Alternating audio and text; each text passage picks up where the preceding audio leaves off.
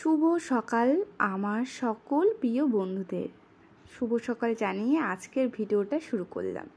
কেমন আছো তোমরা সবাই? আশা করছি ভালো আছো। আমি ডলি ফ্যামিলি চ্যানেলে নতুন একটা ব্লগে তোমাদের সকলকে স্বাগত জানাই। দিনটা ছিল শনিবার, এখন সকাল ওই 6টা।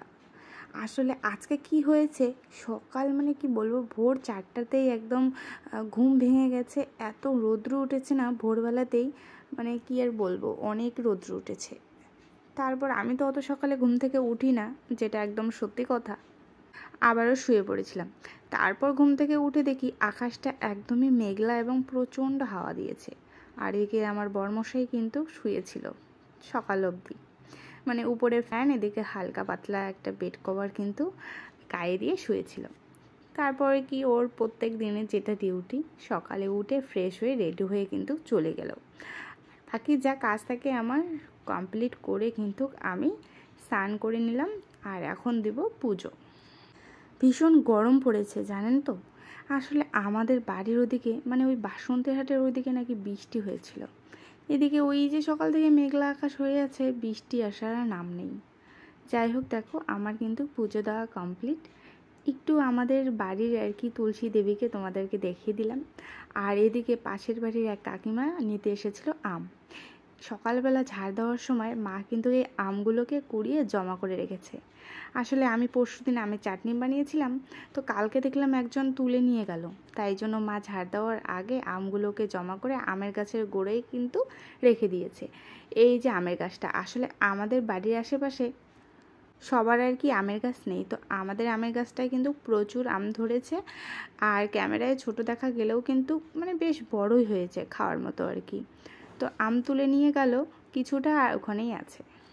আজকে যাব আবার দিনহাটা, খুবই দরকার, মানে কি বলবো, ভীষণই দরকার। তো এত রোদ্রে আর কি বাইরে যেতেও কেমন একটা লাগে, তো দরকার, যেতে তো লাগবেই। তাই জন্য কিন্তু সকাল সকাল মানে যা কাজ থাকে করে নিলাম। আর এখন বানাবো সকালের খাবার। দেখি কি বানাই, রুটি না হলে গোলা রুটি তো বেশিরভাগই বানাই আমি সকালবেলায়, যেহেতু আমি একাই খাই।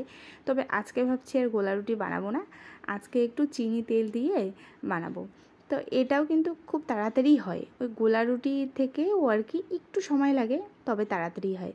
শুধু রুটি বানালে কি আর খাওয়া যায় বলো? একটা তো সবজি যদি তোমরা বানাতে না চাও, তাহলে কিন্তু সামান্য একটু চিনি তেল দিয়ে কিন্তু এটা করতে পারো। এটা কিন্তু আগে টিফিনে আর কি মা আমাকে করে দিত, তো ভালোই লাগে। অল্প সময়ে মজাদার খাবার যাকে বলে, ওই রুটির মতো কাওয়া করে রুটি সে বানিয়ে সামান্য একটু চিনির পুর দিয়ে তারপর কিন্তু এই যে অল্প স্বল্প তেল দিয়ে কিন্তু ভেজে নেবে, দেখবে অনেকক্ষণ অবধি নরম থাকে, আর কোনো সবজি ছাড়াই কিন্তু খাওয়া যাবে। রুটি বানালে যেমন সবজি করার একটা ঝামেলা থাকে, আর হাতে সময় না থাকলে তো সবজি আর কি করে বানাবে, তাই না? তো এমন করে বা গোলা রুটি তোমরা কিন্তু সকালবেলার ব্রেকফাস্টে বানিয়ে নিতে পারো। আচ্ছা, তোমাদের এগুলো কেমন লাগে সেটা কিন্তু অবশ্যই কমেন্ট করে জানিও। আর আগেও তোমরা এরকম বাড়িতে বানিয়ে খেয়েছো কিনা, জানি খেয়েছো, তবুও আর কি অবশ্যই কমেন্টে বলো কিন্তু, তাহলে আমার বেশ ভালো লাগবে। তো যাই হোক, দেখো পরপর কিন্তু কয়েকটা আমি ভেজে নিলাম। আর তারপরে ভাবছি লাস্টে বলো তো কি, যে কোনো কাজে না একটা বিরক্তি এসে যায়, তারপরে 2-3টে আমি রুটির মতোই তেল দিয়ে ভেজে রেখেছি। তো দেখো তাড়াতাড়ি খাওয়া দাওয়া কমপ্লিট করে কিন্তু রেডি হয়ে গেলাম। আর আমার বরমশাই চলে এসেছে, দুজনেই এখন যাব। ওই ঘড়ির কাঁটায় এখন 11:30টার মতো বাজে। তো এত রৌদ্র ছিল, আর এত মানে একটা দরকারি কাজে গিয়েছি, এই জন্য সেটা শেয়ার করলাম না। কি বলবো, ভিড় ছিল আর কি সেখানে। তো তারপর কিন্তু আসার পথে নিয়ে এসেছিলাম আইসক্রিম। আর এই গরমে আইসক্রিমে মনে হয় একমাত্র ভরসা। তো দেখো একটা 10 টাকা দামে নিয়েছিলাম, বাড়ি আস্তে আস্তে না পুরো একদম মানে গলে গিয়েছে। তারপর নিয়েছিলাম একটা কর্নেটো। এই গরমে এটা যেন অমৃত লাগে, আমার তো এটা বেশ দারুণ লাগে খেতে। তো আমার জন্য একটা, বরমাসের জন্য কিন্তু একটা নিয়ে নিলাম। তো এসেই প্রথমে ফ্যানের তলায় বসে কিন্তু খেয়ে নিলাম, মন প্রাণ শান্তি করে, মনটা মনে হয় জুড়ে গেল। তারপর আবারও একবার কিন্তু এই গরমে যেহেতু এসেছি, স্নান করে চলে আসলাম রান্নাঘরে।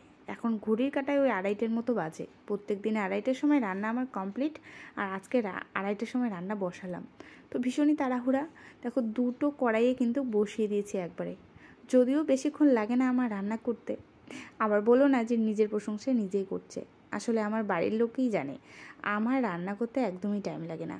আরও যদি কাটা বাছা থাকে তরকারি তাহলে তো মানে কি বলবো 8 ঘন্টাতেই হয়ে যাবে, আর সব কিছু মিলে কিন্তু 1 ঘন্টা লাগে। তো আমি স্নান করে কিন্তু রান্না অবধি হয়ে গেল, আর আমার বড়মাসি এতক্ষণ অবধি রেস্ট নিচ্ছে। তো চলো তোমাদেরকে দেখাই আজকে কি কি রান্না করলাম। ওই তো প্রথমে ভাত বসিয়ে দিয়ে সবজিগুলো কেটে নিই, আর যদি ডাল থাকে তাহলে একদিকে আলাদা একটা সবজি বানাই একটা কড়াই, আর ছোটো কড়াইটাতে ডাল বসিয়ে দিই, তাহলে না তাড়াতাড়ি হয়েছে। আর একটা জিনিস তোমরা খেয়াল রাখবে, গরম কড়াইয়ে থাকতে মানে ধরো আজকে তুমি ডাল সেদ্ধ করলে তারপরেই একদম তাড়াতাড়ি করে কড়াইটা ধুয়ে কিন্তু তুমি ডালটা সাম্বার দিতে পারো, যাতে কড়াইটা ঠান্ডা না হয়ে যায়। এতে কিন্তু রান্নাও এগোবে আর গ্যাসও অনেকটা কিন্তু সেভ হবে। দেখো এখানে কিন্তু মিশালো সবজি কেটেছি, এখানে আছে আলু, পটল, ঝিঙে, সয়াবিন, সাথে একটা শশাও কেটে দিয়েছি। এরকম মিশালো সবজি খেতে আমার বেশ ভালো লাগে। তো দেখো নিরামিষ কিন্তু করেছি, এদিকে কিন্তু মুসুর ডাল, মানে এই সবজিটা নিরামিষভাবে করেছি, কেউ আবার বলো না নিরামিষ, এদিকে আবার মুসুর ডাল। তো আর এদিকে কাঁকরোল কেটেছি ভাজা করব, আর এটা হচ্ছিল কচু বাটা, ওই বাক্স কচু যে গোড়াটা হয় না সেটাই আর কি, পেঁয়াজ তারপর লঙ্কা লবণ দিয়ে বেটে নিয়েছি, তারপর সামান্য একটু হলুদ কালো জিরে দিয়ে কড়াইয়ে ভেজে নেব। তো এই ছিল চটজলদি আমার আজকের দুপুরের রান্না। কেমন লাগলো তোমাদের ব্লগটা অবশ্যই কিন্তু কমেন্ট করে জানিও। এরপর আমরা খাওয়া দাওয়া করে একটু রেস্ট নেব। তো টাটা, সবাইকে ভালো থাকবেন।